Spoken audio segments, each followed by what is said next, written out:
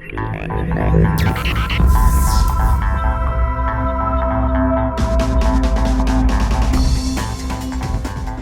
what's going on, guys? Welcome to another video on RC in motion. And today I have the review on the TrailFinder that I built from the kit, pretty much. As you can see, it has the stock tires right now. After a quick cleanup, and pretty much tying everything down. What I mean by that, I'll tell you guys in a minute. But the tires I ran were these CKRC crawlers, aluminum or metal wheels and tires. I mean, these were the ones that I cut into pretty much because they were really slippery. They weren't that grippy, so I kind of made some grooves. Those were the tires I use on this brushless setup. This is a review based on my driving skills. Pretty much I went balls to the walls. I mean, it was running on the 3-cell, so I went crazy. I changed it up to a 2-cell to see how it would work out. It was amazing the power this setup actually provides. I mean, it was only $100 for the combo, but this is based on my driving skills. Everybody has different driving skills. I just went to try and break the thing. That was my goal. Try and break it. Try and abuse it. Let me show you guys pretty much with the body off, and then I'll show you guys the body. Show you the results and pretty much a small mini review. So as you guys can see, this body, most of you guys who own a TrailFinder 2 know that the body is taken off by the screws here and just 2 body clips in the rear. Well, this is the first part of the mini review. Those screws did not work for tumbles, falls. This was on rock, sand, and some hard compact gravel, and even water. And I had to replace them all with some like self-tapping screws. So it was terrible. I lost those screws, of course. They were just gone. Let me start off by the body here. Okay, as you guys could see, all the reflectors, the lens, they're all gone. There is no point of gluing them, and these are glued on. I mean, if you're going trailing, just take them off. I mean, if you're going hard trailing, take them off. If it's for a scale event, I'd say leave them on and try to crazy glue them, I guess. But I used the glue recommended in the kit, and they did not hold on. As you can see, the stock mirrors gone. It did take quite a hit everywhere, as you can see by the scratches. Their back, the front.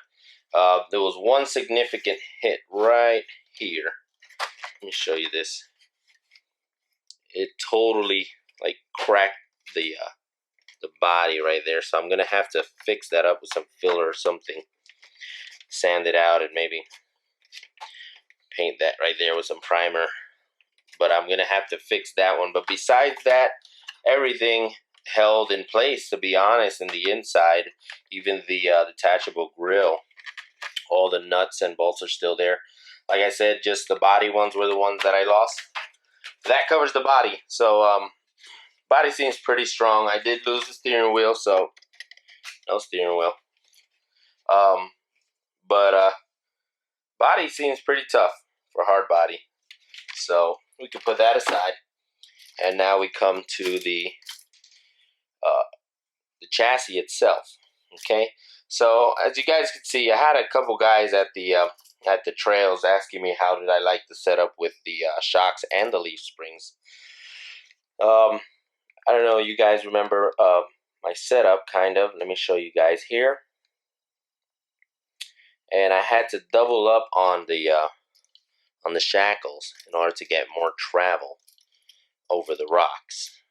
and the rear as well. But I took off the rears because the rear wasn't that bad. It's just the front in order to fit these TSO G-made shocks, or TS01 G-made shocks. So let's go down to the breakdown of everything on the chassis itself. Okay, this is the reactor. I don't know who makes it, but from what I heard, is a Hobbytown brand that makes the reactor, 3500 kV. Has a is a capable of a 3-cell LiPo. It's just a 30 amp waterproof ESC, and you can go up to 2-cell, 2S LiPo, but it's 3S capable as well. But I just, like I said, I used 3-cell once, and then after that I just kept using the 2-cell. But it's a 30 amp waterproof can as well. You can see the flaps here. That plastic is just terrible. They're both loose. It's just these screws. It's worth upgrading to the metal Nerf bars or sliders or rock sliders, however you want to call it. A lot of things were loose, even with the Loctite. There was a lot of loose parts. They were just constantly coming off. One of them, and the main one, when this is just like I said, this is my setup when running a brushless. If you're asking for a brushless setup, you're asking for trouble. But one of them was the transmission itself. This entire case up here, let me show you guys. This entire case right here just came loose. The screws were still there. I did not lose any screws, but it was completely loose. Transmission loose.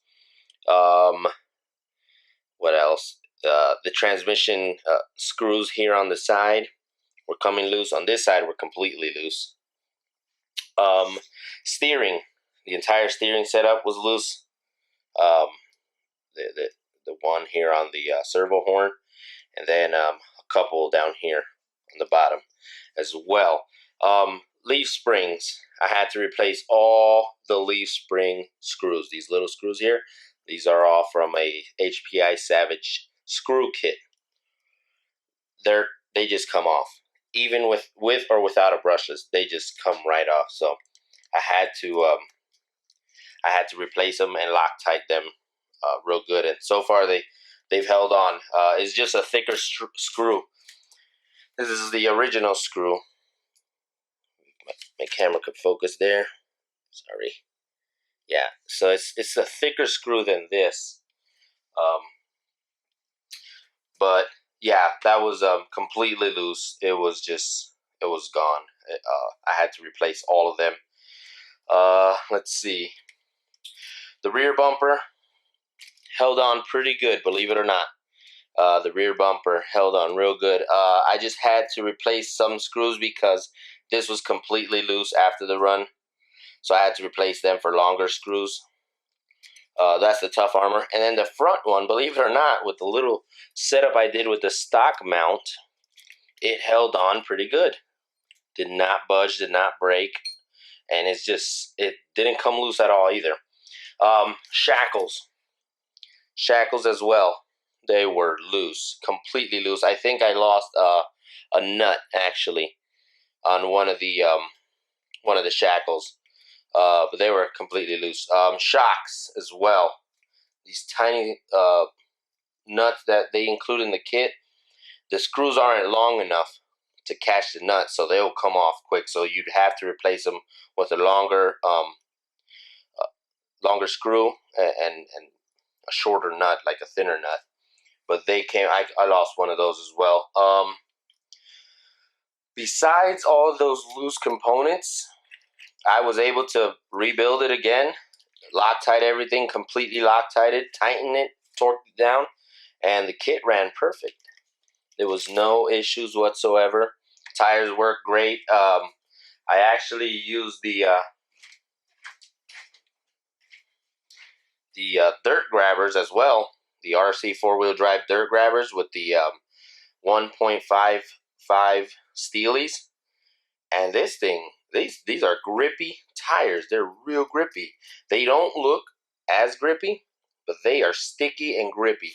So these, I'd recommend these on any TrailFinder, or I ran them on my SCX10 and they were perfect. So this is just a product placement, I guess. If you want to try these tires, there's the RC 4-wheel drive dirt grabbers. Real good tires, real good tires.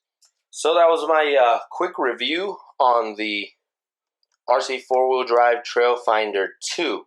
Now I know the Galenda 2 has just released, and I'm looking forward to starting that kit as well. But if you are looking into getting the TrailFinder 2, I mean, these are the few of the things that I can say and review on it that were just a little off. But besides that, it's an amazing kit, an amazing, I mean, work of craftsmanship overall.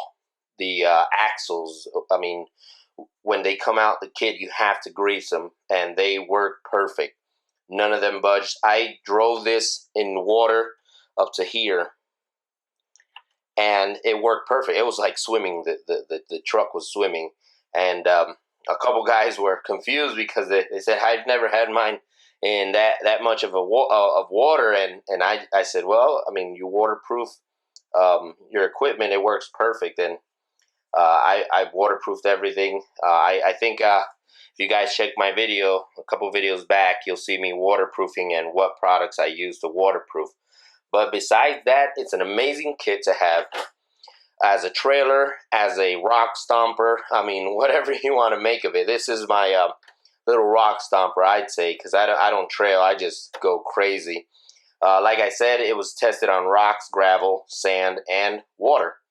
And everything held up good. Just those small little things, like I said, screws, like the body ones, some screws on the axle itself. Make sure you replace them with thicker ones and Loctite them, and you'll have an amazing kit. If you need more information on it, let me know, and I'll gladly post another video, and I'll show you in detail what am I talking about and what parts and screws I use, and kit, screw kit I use, as well as the motor and servos and anything else you want to know about the kit itself. I'll be glad to help you guys out. But this is me signing out for now on the review of the TrailFinder 2, or as I call it, my Trail Stomper.